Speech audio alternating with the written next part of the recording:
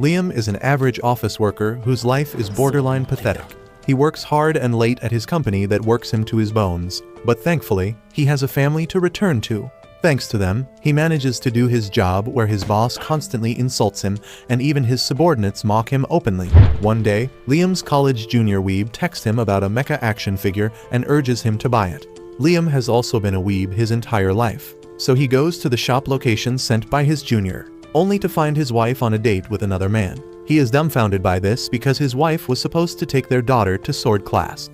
That night, when he returns, Liam asks his wife and daughter about their day, and they tell him that there was a tournament at the sword class today and the daughter won all her matches. Liam decides to believe them and ignore the fact that he clearly saw his wife earlier today. But he still can't shake the thought away, so he goes to the same spot the next day as well. This time, not only his wife but his daughter is also there, and she calls the strange man her father. Liam is completely shaken by that and can't concentrate on his work, and then his boss comes there to insult him for no reason. Just then, he gets a call from his wife about their daughter being in an accident, and he immediately rushes to the hospital. The doctor tells them that their daughter needs blood, but Liam's blood type is not compatible with her. As his wife leaves to donate blood, Liam does some research on blood types and finds that his daughter's blood type doesn't match the chart. He is now sure that he is not the father, and once they return home, he confronts his wife about it. However, instead of admitting that she cheated on him, the bitch tells him that it is all his fault. She says that he works all the time and doesn't have any time for his family. On top of that, he doesn't even have any money despite working so much. The bitch tells Liam that he is not even really a part of their family, and she was the only one who raised her daughter all these years. She then declares that she is going to leave the house with her daughter, and Liam snaps on hearing this. He tries to stop the daughter, but even she tells him that she likes her other dad better. Liam is completely devastated by this, and the next day, as he goes to office, his boss shows him that a transaction of 50 million yen has been made from his computer. Liam says that he never made such a transfer, but then he remembers that he left his computer unlocked in a hurry when his daughter was in a hospital. However, no one in the office believes him, and they accuse him of stealing money from the company. Because of that, he is fired and his wife gets a reason to file for divorce, but that bitch still demands child support. His company doesn't sue him but forces him to pay all the money back in installments, and Liam has to work as a construction worker to keep paying child support and the installment. However, that doesn't go very well for him either, and he is continuously scolded by his boss. His life becomes a mess, and he enters depression because he has nothing to live for. Even his enthusiasm for action figures and mecha toys fade, but he still believes that everything will work out if he keeps working hard. He misses his daughter even though he knows she is not really his child and hopes to meet her someday, but then he finds that he is seriously ill. With no insurance and no money to get treatment, Liam decides to die in the silence and solitude of his apartment. He keeps waiting for death, and then suddenly, a dazzling light appears above him. The light shows him visions of what happened in the past, and Liam finds that it was his boss who sent the money from his computer to frame him. Not only that, the man his wife was having an affair with was his boss, and he sent the money to the so that she could afford an expensive lifestyle. Liam is completely broken on realizing what was happening behind his back all this time, and he wishes that all of this is a dream, but then a voice tells him that it is the reality. Suddenly, a stylish man who calls himself the Guide emerges from the light and tells Liam that he has lived a really hard and pitiful life despite being a good man. He asks Liam if he can forgive the people who made him suffer like this, and Liam gets enraged, saying that he wants revenge against them. The Guide rejoices on seeing his negative emotions, calling them delicious. He then tells Liam that he took an interest in him because he is a good man, but Liam replies that he doesn't give two shits about being good anymore. He regrets that he got taken advantage of because of his kind nature and swears that if he gets another chance at life, he will live only for himself. He promises that he will even become a villain who tramples on everyone else, and the Guide tells him that he has just the thing for him. He takes out some pictures from a suitcase, telling Liam that he is here to send him to another world, and he can choose where he wants to go. The options include a world with magic and superpowers, the samurai-era Japan, the Wild West, and even the prehistoric times. Liam tries to process if this is real because things like this happen only in anime. However, when he spots a parallel world with giant robots and spaceships, he can't take his eyes off of it. He reaches his hand towards the option, thinking about all the fun discussions about anime he had with his junior. The guide tells him that he made a good choice because this world has both advanced technology and magic. The aristocratic system is still followed in this world, which means nobles are in power, and the guide tells Liam that he will be born as the son of a count who rules a planet. Liam likes the sound of that, and as he reaches the image of the giant robot, he signs a contract with the guide, who sends him off to the next world, wishing that he lives a better life in that one. He gets reincarnated as Liam Banfield, the only son of a count ruling planet Hydra that is run over by plants. On his 5th birthday, Liam's mother tells him that she has a special present for him. She takes him to the room where a giant cake is kept and asks him to open the gift. Liam finds that it is empty, but there is a remote controller inside it, and his mom tells him that his gift is a custom-made AI maid. She tells him to pick the features he wants for the maid using the remote controller, and Liam gets taken aback by the options he has. He asks his mom why does he even need an AI-made robot, and just then, his dad enters the room. He tells Liam that he is going to need the AI maid because he is getting another special birthday present. Liam's dad then suddenly declares that he is gifting him the title of Count Banfield and everything that their family owns. Liam is taken aback by this, but his dad repeats that from today, he is the head of the family and he can run the planet any way he likes. However, his dad has a request in exchange for this gift. He explains that he and his wife are going to retire and live on the Imperial capital planet, and in exchange for ruling this planet, Liam has to send them a monthly allowance. Liam is all in for this deal because it gives him freedom, and his dad calls their butler Brian with a contract. Liam signs the contract and becomes the head of the house, and his parents immediately run away to the capital, telling him that the AI maid will look after him from now on. Liam still has trouble processing that he got power, wealth, and influence at 5 years old in this life, and he swears that this time he will become a villain who will suppress other people and have fun on his own terms. He thanks the guide for this, unaware that the guide never planned to help him. Back on Earth, the guide is with Liam's dead body, mocking his pathetic life. He then decides to have some fun with Liam's cheating wife and his boss, who are having dinner at a fancy restaurant. While the boss tries to act like he feels bad for putting Liam through the misfortunes, the bitch doesn't even bother to pretend. While they are planning for their future, the guide uses his powers and brings the police there. The police officers arrest the boss for stealing money from his company and framing Liam, and the bitch breaks down on realizing that the life she planned to have is out of her reach. The guide takes great pleasure in their suffering, and then he returns to Liam's side to guide his soul in the next world. The truth is that he has arranged for Liam to suffer even more in his next life. The guide knows that when he realizes that he was set up, Liam will direct all his negative emotions towards him, and he will consume those emotions to become even stronger. Not only that, the lifespans in the next world are incredibly long, and the guide hopes that Liam suffers for a long time and keeps providing him nutrition. On the other hand, Liam soon gets his AI-made robot with the highest spec components and all the features selected by him. He is really excited for the unboxing, and butler Brian tells him that he just needs to touch the box to open it. As Liam touches the packaging box, it suddenly vanishes and the AI maid comes to life. She introduces herself as Amagi, and Liam introduces himself too. Brian tells him that the maid robot needs just 2 hours of maintenance each week, but Liam is not listening to him. The little pervert drags Amagi to the playroom with him to check out all her features in detail, and once they return, he is really comfortable around her. Brian freaks out, thinking that his new master is a pervert, but Liam tells him to relax because he has the mind of a 36-year-old adult. Brian tells him that 36-year-olds are still considered children, and Amagi adds that the official age of adulthood in the Empire is 50. However, most people are not considered proper adults till they reach 100, and the average life expectancy is also around 500 years.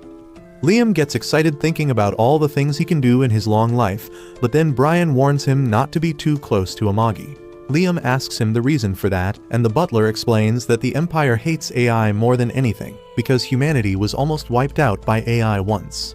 Luckily, a group of brave people stopped AI from completely driving humanity to extinction, and those people founded the Empire, and now they hate AI in any form. Liam is curious about why his mother would give him an AI maid if she knew about this, and Brian tries to keep it a secret from him. However, Liam pulls the "I am the captain now" speech on him and orders him to reveal the truth.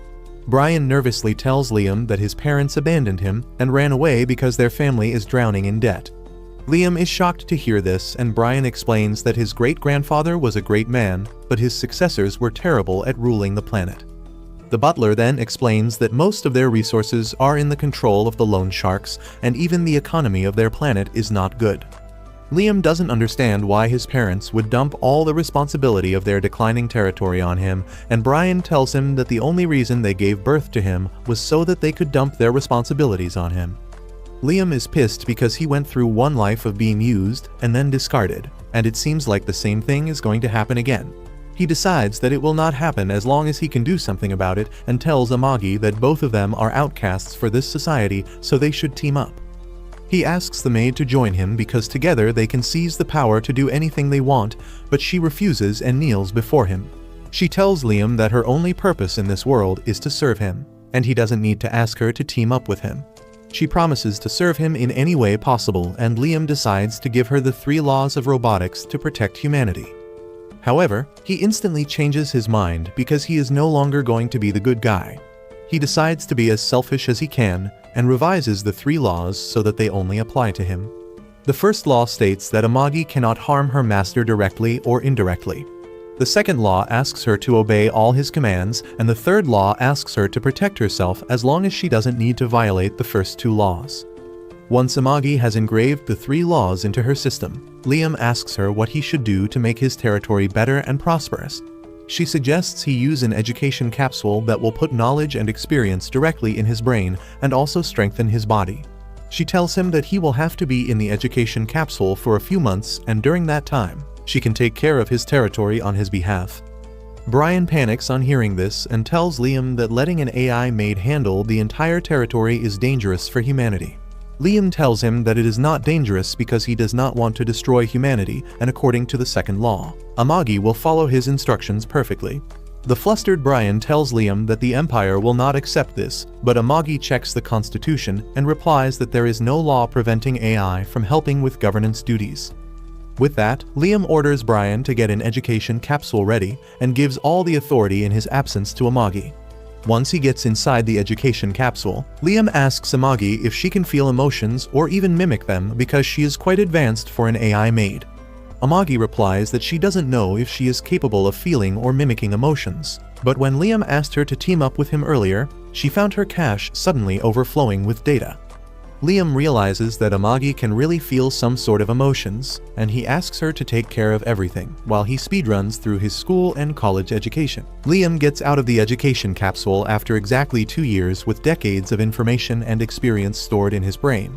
He is surprised to learn that he was in there for 2 years, and Amagi tells him that it is natural because he had no sense of time inside the education capsule. Liam then notices that his body has also grown bigger and stronger in 2 years thanks to the capsule, and Amagi tells him that he will need some rehab to get used to this growth. Once Liam is done with the rehab, he takes charge of his planet and receives a report from Amagi. He finds that the condition of the planet has been improving slowly, and decides to take a closer look at their main facilities. Amagi takes him to the spaceship launch pad first, and Liam starts drooling as he sees spaceships take off and dock in their floating dock, which serves as their line of defense. He gets even more excited as he sees the giant battle robot the soldiers operate. But Amagi tells him that most of them are not in use because they don't have the budget to repair them. Liam says that he also wants to be inside the giant battle robot, and Amagi is happy to arrange that for him. Liam gets inside one battle robot, and then Amagi tells him that the movement of the robot is controlled through magic. She asks him to simply imagine how he wants to move the robot, and it will do just that. Liam gives it a try and finds that getting the battle robot to move is not really hard.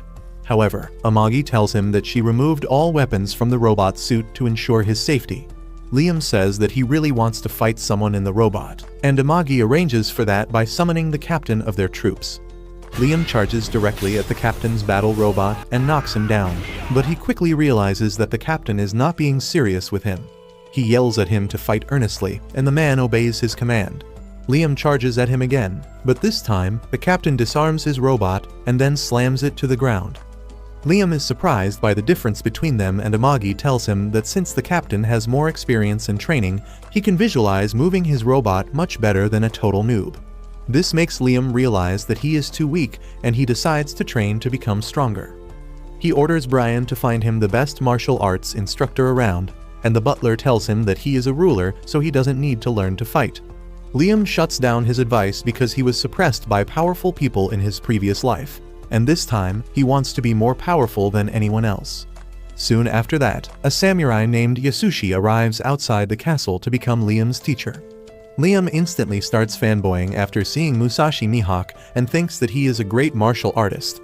He says that he is really excited to learn from one of the best martial artists in this world, and Yasu starts sprouting philosophical about how he strives to make his martial arts style the best in the whole empire, but it is a process that never ends. Liam is even more smitten by him now, and when Amagi tries warning him that the swordsman looks shady, he overlooks her warning, saying that being a little shady is the proof that he is a great swordsman.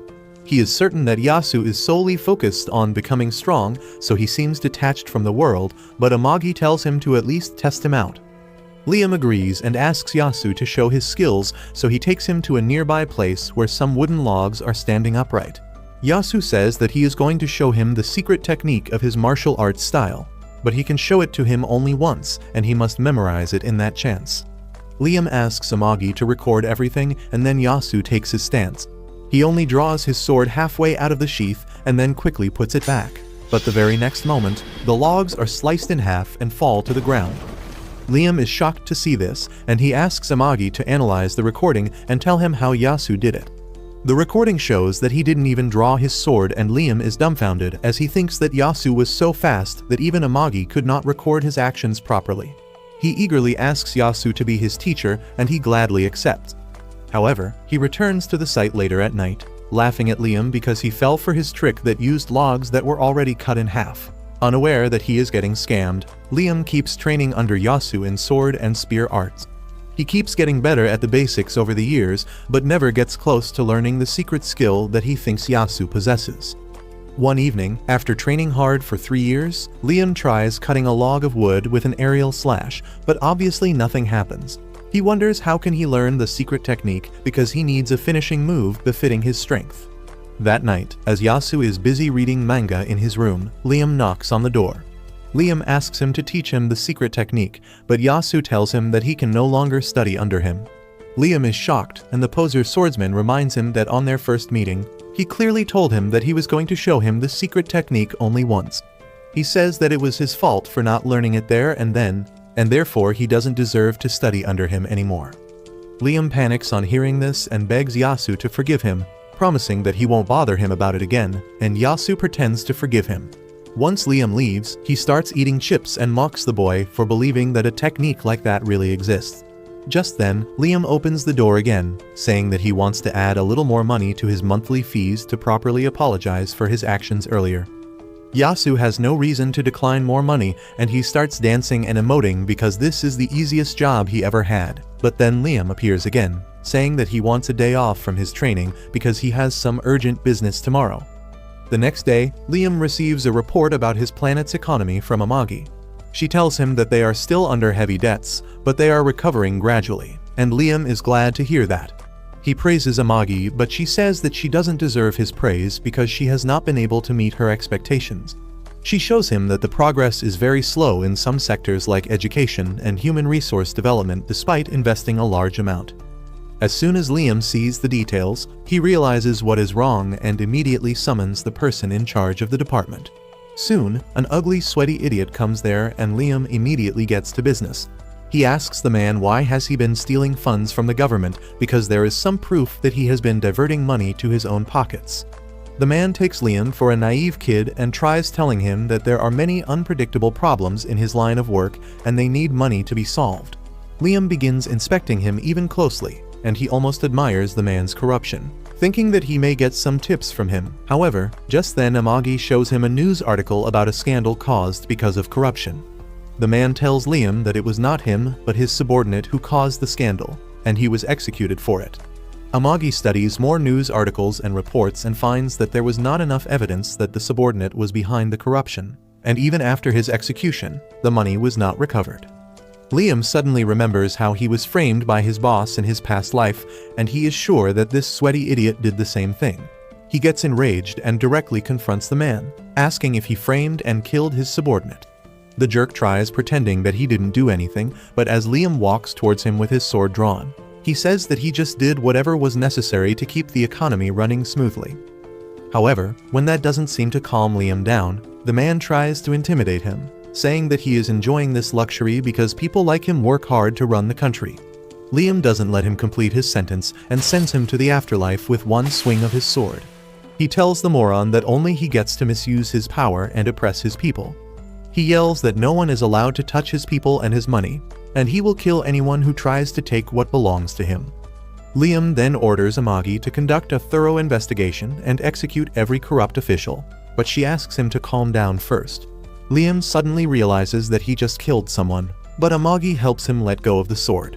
She then tells him that executing or firing every corrupt official will be really harmful for their planet because almost everyone is corrupt, and she can't handle everything herself. She suggests Liam to buy around 30 more AI maids who are specialized in administration and related jobs, and it doesn't matter even if they are not high-spec models. Liam tells her to do that and execute the corrupt officers as well, but Amagi is concerned that it may negatively affect his image. Liam tells her that he doesn't care about his image because he doesn't need anyone who doesn't obey him. Soon after that, Liam decides to test his 3 years of training by sparring against the captain again. However, before he can get inside a battle robot, Yasu arrives there and tells him that it will be pointless to get into an easy-to-control mass-produced robot. He says that if Liam wants to reach the top, he must take the hard way and try to pilot a robot that not everyone can control. Liam thinks that Yasu makes sense, and he turns to the captain, who tells him that if he likes, he can use the personal battle robot of his great-grandfather that is 3 generations old. As it turns out, Yasu is trying to make Liam bring out his great-grandfather's mechanite on purpose. Earlier today, he was rummaging through the storehouse to steal something valuable because Liam was learning too quickly, and soon he won't have anything left to teach him, and that would be the end of his best job. He didn't find any valuables in the storehouse until he stumbled on an old mecha unit that looked like it wouldn't work even after being repaired, but he felt that he could sell its parts for a huge amount. Liam falls for his trick and orders Brian to repair the old mechanite. Brian tells him that the unit is too old and unfit to be used, and he should use a mass-produced unit to learn the basics. But Liam refuses, saying that his teacher has told him that the truly skilled fighters can pilot even the most difficult mechas. Brian doesn't have any reply to that, so he simply suggests Liam to at least stop wasting his time training because he is already too good. Liam refuses this suggestion too, saying that he is training to use the ultimate move Yasu showed him. In the meantime, Amagi goes to check the old mecha on Liam's order. She doesn't trust Yasu at all, but she can't refuse her master's orders, and she wishes that the old mecha keeps him safe. A few days later, an engineer named Niaz arrives on the planet to repair the mecha. She introduces herself as an engineer from the 7th Imperial Weapon Factory, and Liam introduces himself in response. Niaz suddenly starts staring at Amagi and Liam gets defensive, asking if she has any problem with his maid. However, Niaz is actually interested in Amagi because she has never seen such an expensive custom-made AI robot. She tries examining her in detail, but Liam stops her and tells her to just do the job she is here for. He then takes her to the old mecha, and Niaz immediately tells him to forget about it and buy something new. Liam is adamant about repairing the old unit, and Niaz tells him that they have stopped manufacturing this model long ago, so the spare parts will be rare and expensive. Liam tells her to replace the parts she can't find with modern ones, but he wants her to keep the controls manual. He tells her that he doesn't care how much it costs, and Niaz is glad to hear that. Liam also tells her that he wants a finishing move like a rocket punch. And just then, Yasu comes there to see what's going on. He falls in love at first sight with Niaz and tries approaching her while looking cool, but she is too busy quarreling with Liam about the reasons she can't install a rocket arm on the robot. In the end, Liam convinces her with the power of money, but Yasu gets jealous because Niaz didn't pay him any attention. He decides to take it out on Liam by putting him through an impossible training. He has to defend against tennis balls blindfolded while balancing himself on a log in the middle of a lake, and his sword has also been made excessively heavy. Liam tells Yasu that it is not possible, but he is doing it just to get revenge. So he tells Liam to stop relying on his senses and use his instincts instead. Yasu tells him to stop thinking and start feeling, and Liam takes him seriously as always. A few days later, Niaz finishes repairing and customizing the mecha unit, and Brian gets nostalgic remembering the glory days of the Banfield family. Niaz then shows Liam how to use the mecha and takes him inside for a demo. The control room has been made bigger using spatial magic, and once Liam sits on his seat, the mecha scans him and assigns him as its master. Niaz tells him that now the unit will only recognize him as its pilot. With that, Liam tries to take a step forward in the mecha, but it ends up falling on the ground because it doesn't have any features to assist him in moving. Niaz tells him that this will make it much harder to control the mecha, but if Liam can master it, he can move it exactly like his body. Liam decides to try again, and this time he successfully gets up and walks outside the storeroom. Niaz is impressed by his skills and tells him that if he can control the mecha so well right off the bat, he must be a real genius. She tells him to keep imagining how he wants to move the mecha, but then her marshmallows touch Liam's arm, and his incel mind is taken over by his gooner instincts. He starts imagining dirty things and the mecha acts them out. Yasu panics on seeing this as he thinks that Liam is doing perverted things to Niaz inside the mecha, and Brian is glad because this is the first time Liam has shown interest in a human woman. Inside the mecha, Niaz also freaks out and thinks that Liam is a pervert, and later, Yasu makes his insane training even more intense as his revenge. The next day, Liam trains to learn the secret skill again, but as usual, he doesn't make any progress. He asks Amagi if he has no talent for swordsmanship, and she replies that as an AI maid, she cannot grasp the concept of talent. However, she thinks that the problem is not with Liam but with Yasu. She says that the problem is his credibility, and instead of realizing that he is being scammed, Liam thinks that Amagi is telling him that he has not trusted Yasu enough. Amagi tells him that she meant something else, but Liam has already realized what he is lacking. He says that Yasu cutting the logs that were out of his sword's range is physically impossible, but this world also has magic. He believes that magic is the only explanation of how he can use his ultimate move. Liam says that if he focuses his magic on his sword and imagines himself swinging it out as a flying slash, he might be able to use the ultimate move as well. He immediately starts practicing with this principle in mind, and years pass with him trying to send a magical slash towards his target, and one day, he succeeds in breaking through his limits. The next day, Liam invites Yasu to see his progress. He then uses his special technique to send a magic slash and cuts a wooden log in half, and Yasu's mind is blown. He wonders how could Liam have learned the technique when it was fake from the beginning. Liam asks him if he has passed, and Yasu has no answer because he has managed to do the impossible. He stays silent, wondering what to say, and Liam thinks that he is upset because he grew content just after learning to cut things at a distance. Well, Yasu says just that, telling him not to get complacent even though he has achieved a great feat, and tells him to keep working hard to become stronger. A few days later, Liam receives news that pirates have attacked one of the planets under his domain. Amagi tells him that the planet was unfit for living or mining, but she succeeded in establishing a factory there, and now the pirates are trying to plunder it. Brian informs Liam that their soldiers are fighting against the pirates, but they won't last too long. Liam immediately turns to Amagi for a strategy, and she tells him that they can use the planet's horizon and unique gravity to launch a surprise attack on the pirates. He tells her to handle the battle in space and capture the pirate ship while he joins the soldiers in defending the factory. Brian tells him that it is too dangerous, but Liam doesn't listen to him and gets inside his mecha knight. Amagi launches him towards the planet, and Liam uses the clouds to hide and launch sneak attacks on the pirates. The pirates panic as Liam's mecha begins hunting them down, and some of them attack him from behind, but thanks to Yasu's insane training, Liam has developed observation haki, and he easily takes the pirates down. He uses his observation haki to detect enemies hiding behind the clouds and uses another weapon to shoot them down. The pirates grow even more concerned and decide to retreat, but then Liam uses his flying slash, cutting through dozens of their mechas at once. The pirates lose their mind because they have never heard of a weapon that cut at this distance, and they immediately retreat. Liam decides to give them a taste of his special rocket punch, but nothing happens when he gives the command. He wonders if Niaz didn't install the feature in his mecha, when suddenly a magic circle appears next to him and a giant rocket arm flies out from it, hitting the escaping pirates and causing a huge explosion. Liam is angry because this is not what he wanted, but Niaz tells him that this was the only way to make Rocket Punch a functional attack. Just then, Amagi contacts Liam, telling him that she could only capture 10% of the pirate ships. 30% of them were destroyed, and the remaining 60% escaped. Liam counts that as a win and tells Amagi that she did a great job. Soon, the news of his troops being defeated reaches Pirate Captain Goes in his laboratory, and he grows furious on hearing this. His assistant tells him that the pirates underestimated the enemy and tasted defeat, and they retreated to cut their losses. The pirate captain calls the retreating pirates wimps and declares that he will not tolerate losers in his crew. He orders his assistant to get the entire fleet ready because they will destroy the ones who ran back home to send a message to everyone that Captain Goes doesn't take failure kindly. He gets ready to lead the fleet himself and tells his latest test subject to wait a little longer because he will have fun with her later.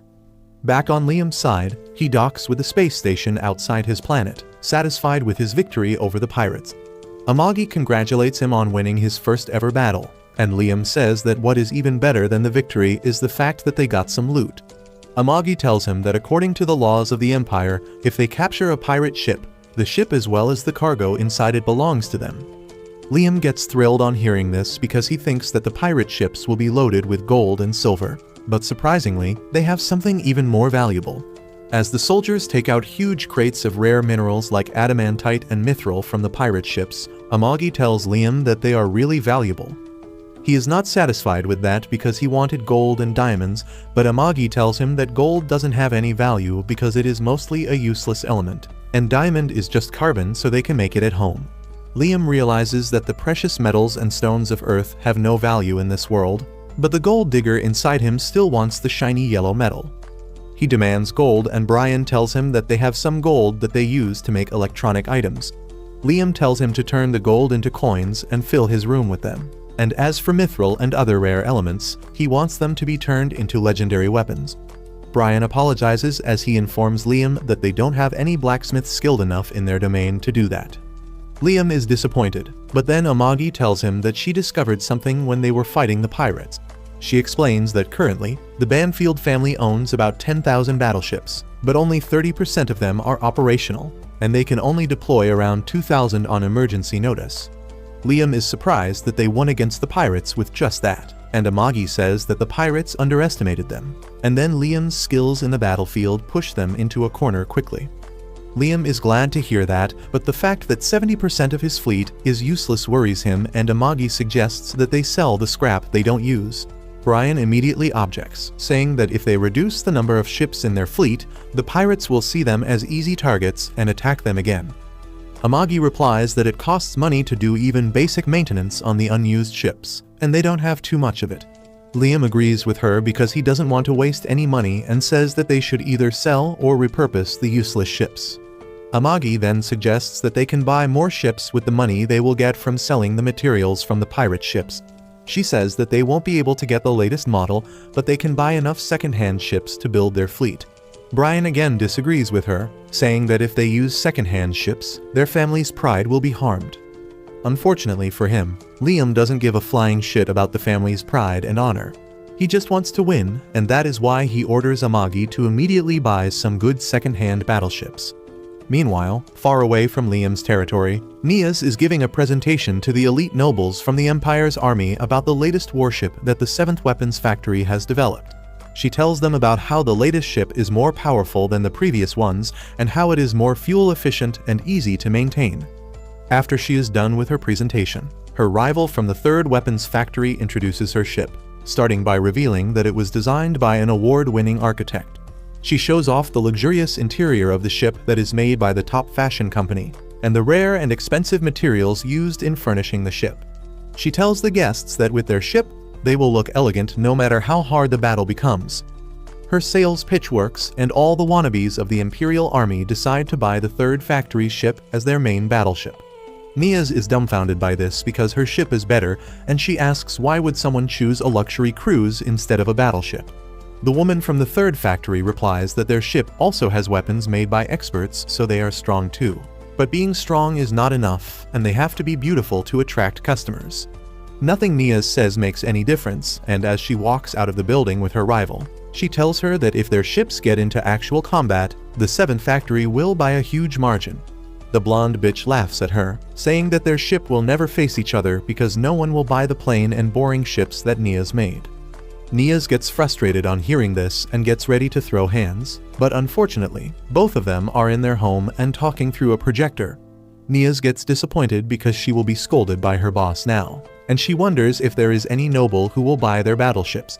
Suddenly, she remembers Liam, who chose to ride a manual battle armor, and she feels that the sucker will definitely buy her battleships as well. Meanwhile, the guide, the sick weirdo who gets off on other people's negative emotions, is busy messing with ordinary people on Earth. He enjoys their negative emotions, but they are just appetizers, and he is really waiting for Liam's negative emotions, believing that he might be in a lot of debt already. He decides to get his first dose of the negative emotions and enters the fantasy world, but he is shocked to see that Liam has changed his city. It is no longer overgrown with plants, and construction work is progressing smoothly. The guide can't believe this because the city should be even worse now. He then thinks that at least Liam should be pretty disappointed about his swordsmanship, because he personally sent the scammer named Yasu in his direction. He goes to check up on the useless swordsman and finds him drunk in a bar, bitching about how his student became a first-class swordsman even though he is not even a third-rate swordsman himself. He complains that he kept following the stupid training methods and somehow managed to copy a magic trick and make it a real attack. The guide is confused by this and checks on Liam directly, only to find that now he can copy the exact move that Yasu showed him on their first meeting. However, Liam is not satisfied with this because he thinks that Yasu lowered his level to show it to him, and if he used his full power, he could cut a target from as far as a mile. He decides to keep training harder, and while swinging his sword, he thinks about how his life started off terribly when his parents abandoned him, but he was able to make the right choices because good people came into his life.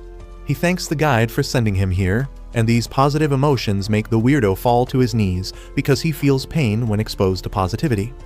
He immediately consumes Yasu's negative emotions to replenish his health, and wonders how can Liam be so happy. He is sure that he didn't make a mistake in sending him here, and the happiness Liam is facing right now will make him cry even harder when he eventually finds his life getting ruined. A few days later, Amagi tells Liam that the Imperial Army is replacing their warships with the latest models, and they have agreed to sell the battleships they were using till now. Liam likes the deal, but then Amagi tells him that the Imperial Army has put a condition that they will have to accept some reserve officers and soldiers that are going to be retired soon. Liam thinks that the Imperial Army is handing over the unwanted people to them, but Amagi says that it is a good idea because even if the soldiers are second-rate, they have more experience than the best of their soldiers, and adding them to the army will benefit the Banfield estate. Liam decides to go ahead with the deal after hearing this, and the guide decides to send a bunch of very sincere and just soldiers to him who won't tolerate an evil lord and rebel against him. On the other hand, Yasu is hungover from his trip to the bar, but when he hears Nias calling him from outside his room, he immediately sobers up. He invites her in and Nias starts praising him, saying that he trained Liam to become a master swordsman at such a young age. Yasu thinks she is hitting on him, but Nias just wants info on Liam so that she can do business with him.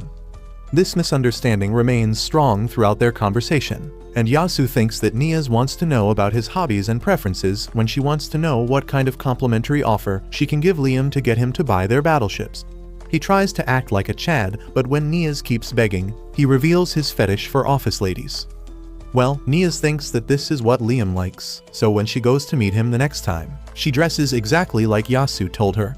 She begins acting like a TikTok thought as she asks him to buy her ships, but Liam immediately refuses, saying that he just bought a whole squadron of second-hand ships and soldiers. On learning that he brought the ships from the Imperial Army, Nias curses the third weapon factory for getting in her way here too, but she refuses to leave without giving Liam a demo. She tells him about her factory's ships that are designed for peak performance, and he tells her to sell them to the Imperial Army if they are so good. Nias cries that she couldn't win them over with her presentation. She begs Liam to buy even 100 of her ships and says that if he doesn't have money, he can take a loan and repay it later. Liam doesn't want to hear about loans, so Nias decides to embrace her inner hoe and begins seducing him.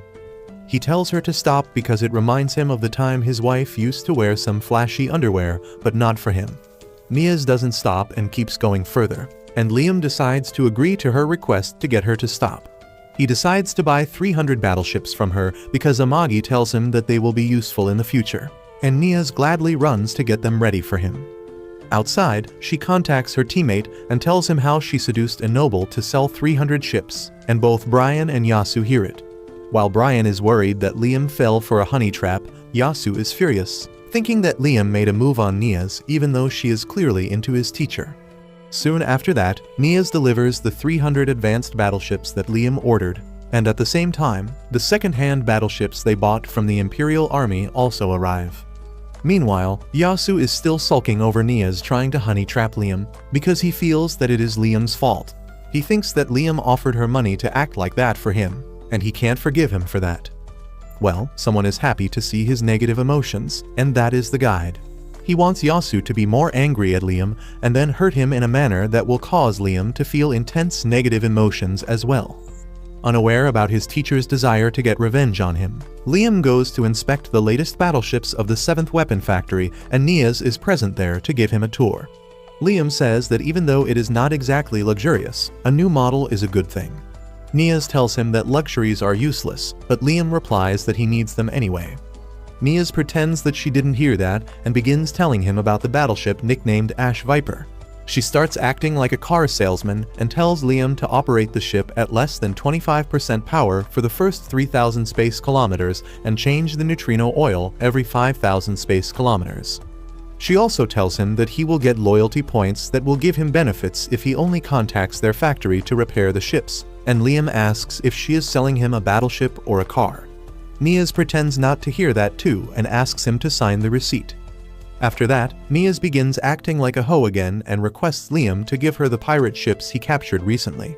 He refuses, saying that he plans to add them to his fleet as well, but she keeps begging. Suddenly, Amagi comes up with an idea and tells Liam that they can give some of the ships to Niaz and ask her to modify the rest because most of the ships are in a terrible condition and they may stop working anytime.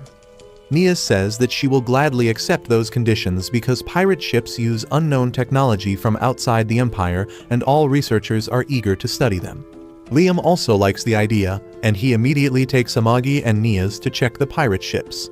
They find that its interior is quite different from their ships, and Niaz finds a lot of new buttons on its control panel. Liam notices a steering wheel, and the one-piece weeb inside him awakens on seeing this. He tells Niaz that he wants to put this steering wheel on his battleship, and she warns him that it will be useless because it makes controlling the ship harder. Liam tries acting like a Chad by saying that sometimes a man wants what his heart says even though it is useless. She just sighs and agrees to do it, but then she notices a very unusual device in the pirate ship and begins geeking over it. Liam gets bored by her yapping when he spots a glowing creature disappearing around the corner. He runs after it, telling Amagi that he thought he saw a dog. Suddenly, he sees the same glowing dog disappearing into the corner in front of him again, and he decides to follow it. The trail leads him and Amagi to a strange room, and she plugs herself into the console to find that it is the navigation room. She activates the navigation devices, and the floor turns into a map of all the places that the ship has been. They find that the pirates have been raiding ships throughout the Empire, but then Amagi notices something even more worrisome. She says that once the pirate ship finishes its raids, it always teleports back to a warp gate at the boundary of the Empire. From there, it uses a short warp to go outside of the Empire's territory. Liam is intrigued, and he asks her if the pirate ship goes to another empire, but she tells him that it goes to the battlefield at the border of the empires. She explains that it has been a place for different nations and nobles to fight, and Liam realizes that the pirates are using it because no one bothers to capture them in a lawless zone. He then asks Amagi about their destination when they use the short warp, and she says that it is not a fixed point, but she senses a pattern. She starts decoding the pattern, and within a few seconds, she finds that their destination for the short warp is a rogue planet with an unusual orbit that moves very quickly in a region full of small black holes. She says that the gravity of the black holes make the orbit really unpredictable, and the only way pirates can teleport to it is because they know about it in advance. Liam is really curious now, and he says that this rogue planet is the perfect place to hide something. Amagi agrees, saying that this must be the hidden base of the pirates, but Liam disagrees with her. He says that this is definitely a treasure island, because pirates always stop by treasure islands after completing their raids. He tells Amagi to get his fleet ready at once because they are going on a treasure hunt. On the other hand, Pirate Captain Goes has captured his underlings who ran away after losing the fight with Liam. Goes is furious that his men lost to a poor and weak noble, and he declares that he will restore his honor by crushing Liam himself.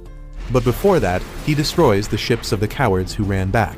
And then, he orders his men to warp to the Pomonia Gate at the border of the Empire. At the same time, Liam and his troops also finish their short-range warp and reach their nearest warp gate, which will lead them to the Pomonia Gate. However, they can't use it because the authorities that maintain the warp gate don't allow them to use it. The supervisor contacts Liam, telling him that he needs to pay a toll to use the warp gates based on the weight of his vehicles and the distance covered.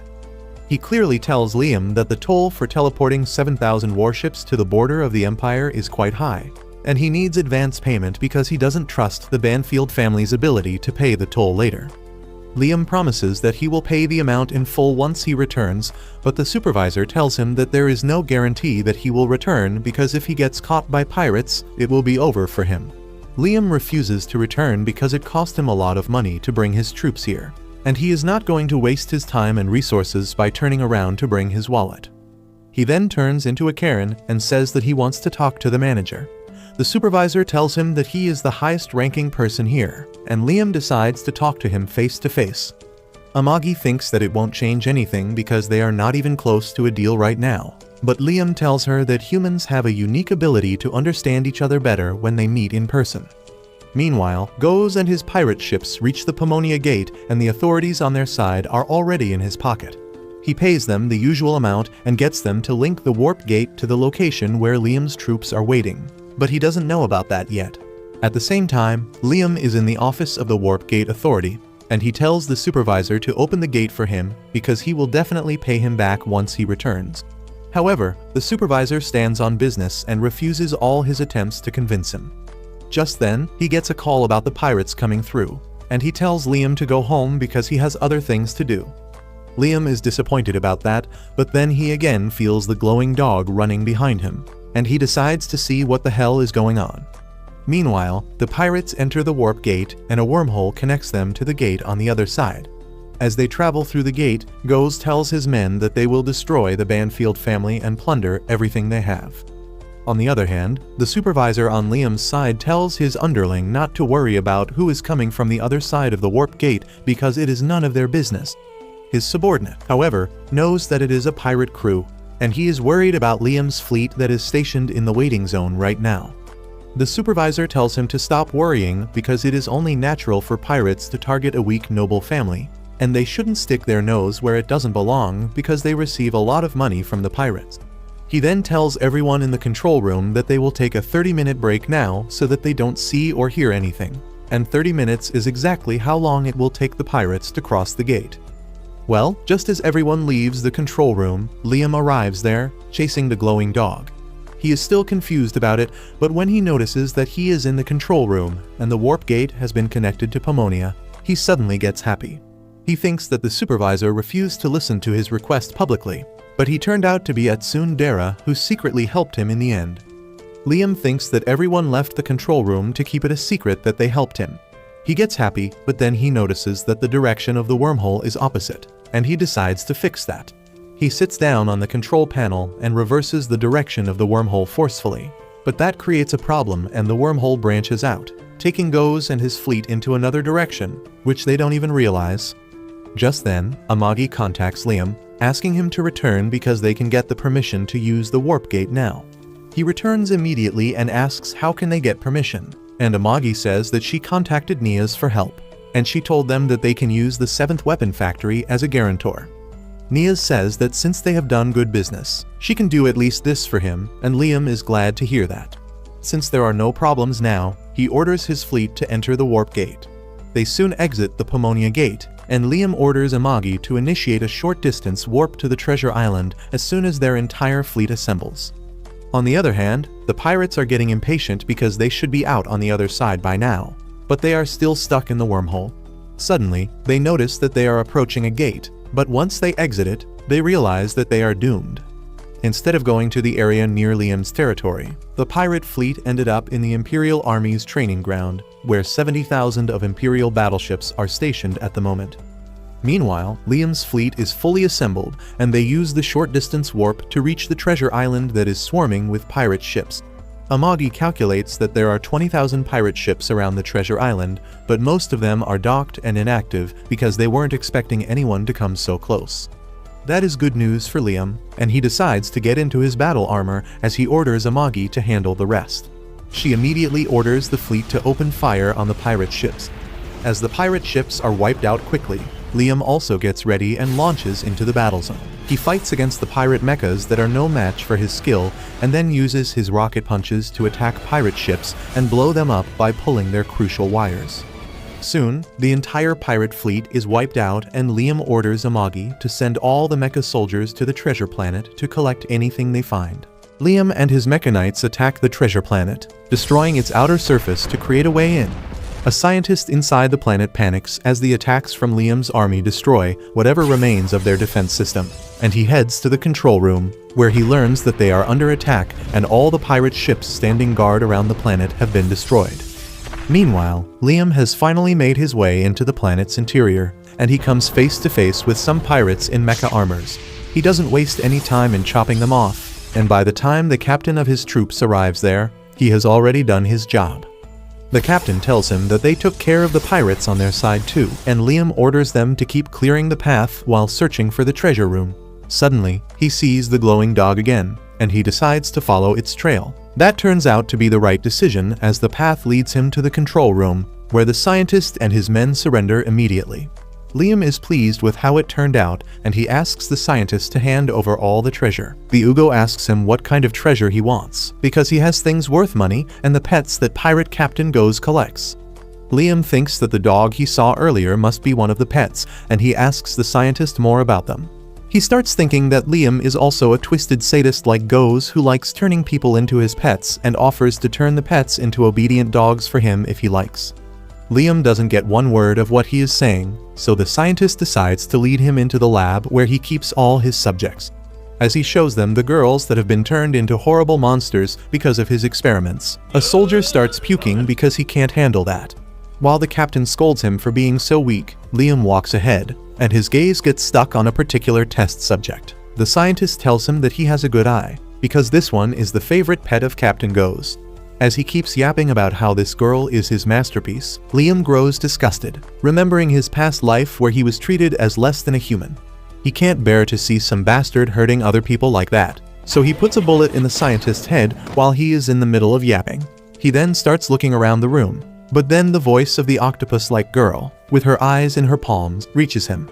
She asks him who is he, and Liam introduces himself to her, saying that he has taken this planet under his control and killed the person in charge. The girl is moved to tears on hearing this, because she thinks that her suffering is finally going to end. She begs Liam to end her suffering and that of the other girls because they can never live as humans again. However, Liam confidently declares that he will save everyone, and in return, they will have to repay this favor to him. He walks away with that, ordering his soldiers to call a medic and transport the girls to his ship so that they can be treated. The girl begs him to stop because she knows she can't be saved, and the captain pities her, but he cannot disobey Liam's direct orders. He tries convincing him to change his mind, saying that it will not be easy to treat the girls because they will need to regenerate their entire body, which costs a rare elixir and some very skilled doctors. He says that the cost of saving all these girls is simply not worth it. But Liam replies that he is in a good mood right now, and doing a few good deeds every once in a while doesn't hurt. Just then, he gets a message from Amagi, telling him that they found the actual treasure room, and Liam is glad to hear that because they just arranged for the fee to treat the girls. Meanwhile, the girl named Christina who begged Liam to kill her keeps crying about her misfortunes. She used to be the Princess Knight of the Holy Kingdom, and everyone was proud of her achievements in fighting pirates. However, when she went to fight Goes and his men, she was tricked and captured, and then the pirates blew up her home planet right in front of her eyes. Her family panicked because the pirates could not have gotten past the troops from the United Alliance that protected the region, but they soon realized that the Alliance had betrayed them. The shields protecting them could not hold on much longer, and soon the entire planet was destroyed. Christina was completely devastated by this, but her misfortunes were just starting. After destroying her planet, Goes took her and her subordinates to her treasure island. While everyone was afraid, Christina still clung to hope and assured them that help would come for them soon. When Goes came to see her, Christina told him to kill her right then if he wanted to because she would rather die than live a life of humiliation. The pirate captain laughed, saying that he would have killed her long ago if he wanted that, but he kept everyone alive because he wanted to add them all to his collection. He then declared that he had changed his mind, and he would free just one of the girls. he asked Christina to choose, and after being pressed, she chose the girl who looked the most terrified. However, that turned out to be a disgusting trap as Goes took the girl Christina chose as his first test subject. He gave her to the scientist who transformed into a multi-armed monster and began cutting through her body. Christina lost her mind and begged Goes to stop, but he just laughed and told her that if he stopped right now, the girl would die. The traumatized Christina had no choice but to let the evil scientist experiment on the girl. He soon turned her into a monster, and as Christina watched in horror, Goes told her that she will be soon turned into something even more spectacular. She asked him how the hell could he do something like this, and he told her that he enjoys it. He says that it is not fair that he is so ugly, so he turns beautiful girls into ugly monsters and watches them completely break down. Soon, he dragged her into the experiment chair, and Christina could no longer be brave. She begged Goes to stop, promising to do anything in return, but he laughed at her, saying that she is going to be his favorite pet from now on. He told her that he didn't pick her first on purpose because he wanted to see how ugly she would become and despair about it. Goes then ordered the scientist to pluck Christina's eyeballs and plant them in her hands so that she could see how ugly she was even without a mirror. Christina kept crying and screaming, but it was all pointless, and she was turned into an ugly green monster, and then the rest of her girls suffered the same fate. Back to the present, Liam returns to his home planet and Niaz comes to visit him. She has learned about his victory on the pirate base and asks him to buy some more battleships to celebrate the occasion. Liam tells her to stop ripping him off, but Niaz says that her battleships were useful and he made a great profit from the raid, so he should invest some more money. She tries seducing him again, but Liam is in no mood to fall for her tricks, so he tells her to shut the hell up. When her plans to seduce and blackmail him doesn't work, Niaz reminds Liam that she was the one who got him the permission to enter the warp gate, and he finally agrees to listen to her request this time. He asks Amagi how many ships they can buy with the treasure they found, and she says that after deducting the necessary expenses, they have enough money to buy 5,000 ships. Liam is shocked to hear that, but Niaz immediately runs out, saying that she will prepare an order of 5,000 ships for him. Liam chases after her, trying to stop her before the crazy bitch really gets that many ships ready. At the same time, Yasu is walking through the corridors, wondering what excuse should he make to ask for more money from Liam this time.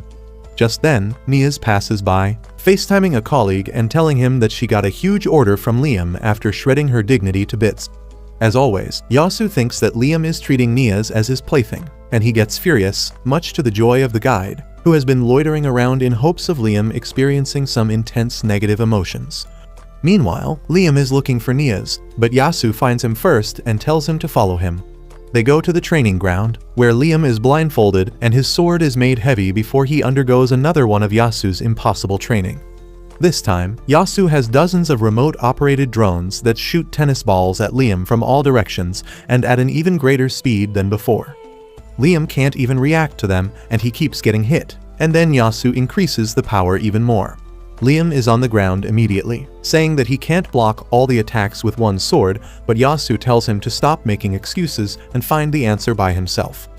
Well, that gives Liam the idea to use magic just like he did last time, but this time, he decides to use it for defense. He tries converting his magic into a barrier and immediately succeeds in doing that. As the barrier reflects all the balls, Yasu watches Liam dumbfounded as he begins his "I understand it now" speech. He then uses the barrier to send all the balls back in the direction they came from, and all the drones are destroyed. Liam then removes his blindfold and asks Yasu if he did well, but Yasu himself has been hit by multiple balls. He begins freaking out on realizing that Liam is truly a genius and he will soon see through his scam. He already knows that Liam has executed corrupted officers and subdued pirate fleets, and he fears that once Liam realizes the truth, he will kill him. He decides to escape before such a thing happens and starts walking away. Liam asks where is he going and Yasu says that he has nothing more to teach him. He tells him that he has learnt everything from him and now he just needs to practice however he wants because the path of swordsmanship is unending. Liam screams that he doesn't want that and he should still train under him, but Yasu yells at him, telling him to stop acting spoiled. He says that he is also a student himself despite his skills and that means he must keep improving, and having Liam cling to him is not good for that. Yasu then turns back towards Liam, telling him that he has officially graduated and now he is a master of the way of the Flash. He tells him that it is his duty as a master to spread the sword style throughout the universe, and Liam gladly agrees to that. Just as he turns around, Yasu runs for his life. Liam, on the other hand, has never felt so fulfilled before. His debt is decreasing, his territory is flourishing. He even defeated some pirates, and now his master has acknowledged his skills. He thanks the guide for all of it, and the perverted weirdo runs off to another universe before he is completely demolished by Liam's positive emotions.